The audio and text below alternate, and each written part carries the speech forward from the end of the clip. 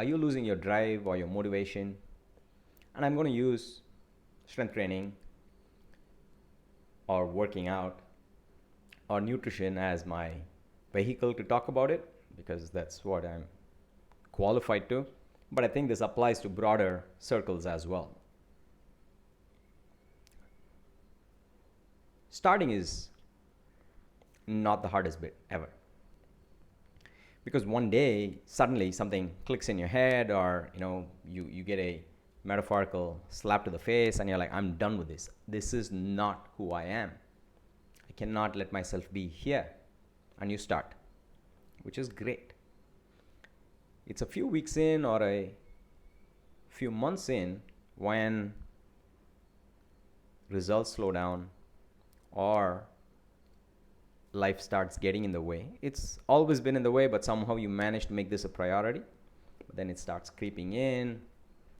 The first missed workout, that extra few drinks that happened, which were not really on the cards.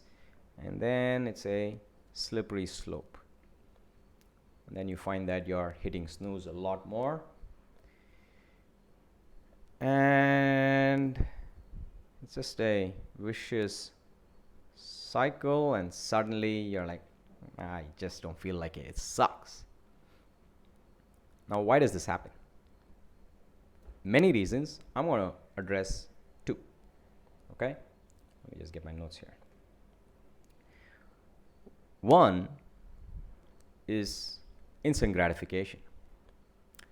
In the first few weeks, you feel good about doing it. You get your sweat on, and that sweat's feedback that you're doing something good. So things go well. And then inevitably results slow down. Whatever it is that you're looking at as results, but most of us look at, am I lifting more weight or am I losing more weight? Pretty much that. So when that's all we're measuring, well, those things will slow down. It's just how it is. And so this couples with other things catching up. And so this is why I'm a big fan of effort and process over results. If instead of saying I need to lose a kilo a week, which is not a bad goal at all, but I believe a better goal is I will go to the gym 3 days a week, or I will not eat sugar during the weekdays. Something like that, where you focus on your effort. Because think about it, when you're rational, that has to lead to some place. Eating candy every night versus not eating candy every night, the latter is healthier. So it's inevitable that something good is happening. But if you keep measuring it, if you keep measuring your weight every hour, for example, that's just silly. Okay? Every day, silly. Every week, less silly, but I'm gonna let that pass. Okay? But that's the first thing I would say: instant gratification and results. This is why I highly recommend checking out James Clear's blog. The second thing, and this is what I want to address more today, is that it's stress accumulation. Currently, the pandemic has made life terrible. Even if we aren't infected or have been, the amount of stress we are under, right? Our loved ones, will they get infected? Will I get infected? What does it mean if I get infected? That's stressful. Nobody seems to really be clear, but then there's so much news. Stressful. And work life's gone to shit. People are getting laid off, but the work remains to be done. We need to pivot. We need to do this. We need to do that. Economy needs to survive. Whatever. So what this has resulted in is an already imbalanced work life has further deteriorated for a lot of us. This seems to be a common theme that I'm hearing from the people I am interacting with, most of them my students who train with me. And that's the place to address. And I've spoken about this before, but don't dismiss it as, yes, I know, work-life balance, blah, blah, blah. Nah, hear me out. Now, why does this result in a drop in motivation? That's what we're trying to get at. Because you're constantly stressed, okay? Your body is in fight or flight mode, or in constantly adrenaline and cortisol high, and constantly stimulated, okay? So if you're having issues with your gut, if you're having issues falling asleep, if you don't feel you're well rested, if you're constantly amped up, that's why, okay? And we've all been here at least for the last 6 to 8 months. Forget everything else before it, okay? So there's a significant amount of stress already. Sleep is poor, digestion is poor, nutrition takes a hit because, we are stressed. Cravings come in when you don't sleep well, when your stress levels are high. And so what happens is your body takes a stand. Your body tells you to sleep in and not go to the gym because it wants to shift you away from this fight or flight mode. It wants to put you into rest and digest.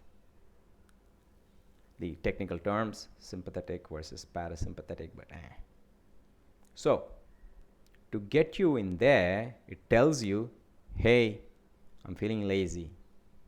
Hit that snooze. Don't do this. And you misunderstand it as, I suck.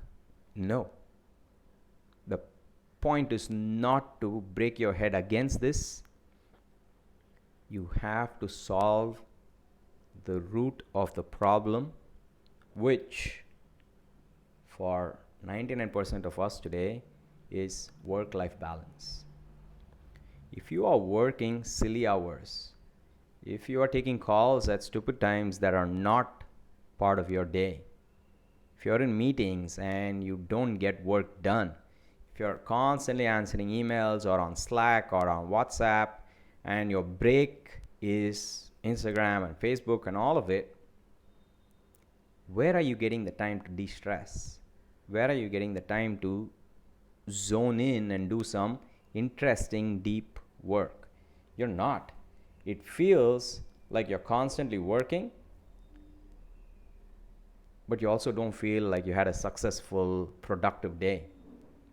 And add in working from home, chores, all of this is what happens. And so motivation does drop because your body does not want you to stress out by working out. So two things happen. You make things worse by trying to work out, or you blame yourself, and we don't address the larger problem because it's too uncomfortable. I can't do anything about it. I can't say no to those meetings. I can't not work 60 hours. My salary depends on it. But you got to try to solve the deeper, larger problem. Okay, you can't run away from it. It is ruining your day, your week, and everything you're trying to set out to do. And I'm not talking like I've solved this for myself and I'm like, hey, I'm chill, I got this. Okay? It's part of what all of us are trying to figure out today. So, I can't help you with how to figure it out. You sit on it, spend 30 minutes. Okay? What is the big thing you need to solve to lower your stress levels? Put your phone away, turn the Wi-Fi off, probe into this, pen and paper, write it down, spend 30 minutes. And don't just try to be rational. Come up with everything silly, right? From quitting your job and running away to Goa, whatever. Write it all down. Okay? Solve your biggest problem. But at the same time, don't say, hey, this guy told me that I don't need to try to stick to any healthy things until I figure this out. Make them easier. Okay? I'll give you a few ideas. Ensure that your eating is still rather clean. Okay? While you should definitely eat your favorite foods, check off a few things daily: protein, water, veggies. No brainer. Make that so. Instead of going to the gym and doing high intensity work, walk. And you're going to dismiss walking, but at your own peril. Anywhere from 15 to hour and some, just walk. You know it's easy, you know it's doable, it will refresh you. Put your phone in airplane mode, listen to some music if you'd like, but just go. Don't bundle it up with some calls and meetings and all that. Nah. The point is not exercise, the point is to get some time away from things. If you have the luxury, take a vacation. Even if you can't go and check into a hotel or something like that, take your phone, take your laptop, lock them. Put them away Friday at 5 p.m., unlock them Monday morning. If the world's burned down, well, then there's nothing to fear. Then if the world is not burned down, hey, maybe you can do this again. Yeah? And sleep without an alarm. And my personal favorite, getting some nature. A dose of nature recharges me. Okay? So continue chipping away at these healthy habits you're trying to get into, but it is not your failure because you struggle to go to the gym. Just make it easier. Solve the larger problem. Sit on it. Don't shy away from it. Okay? Cool?